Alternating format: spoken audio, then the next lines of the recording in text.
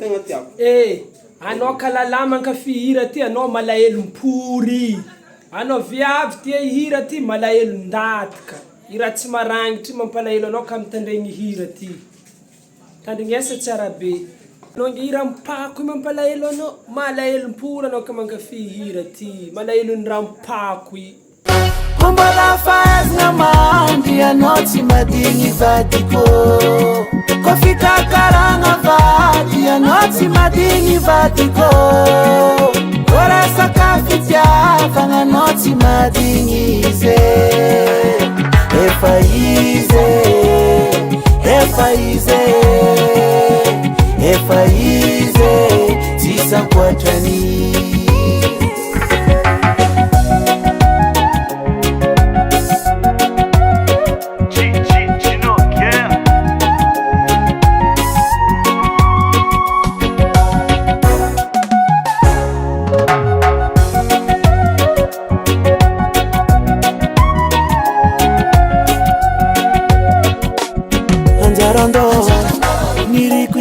Nasuko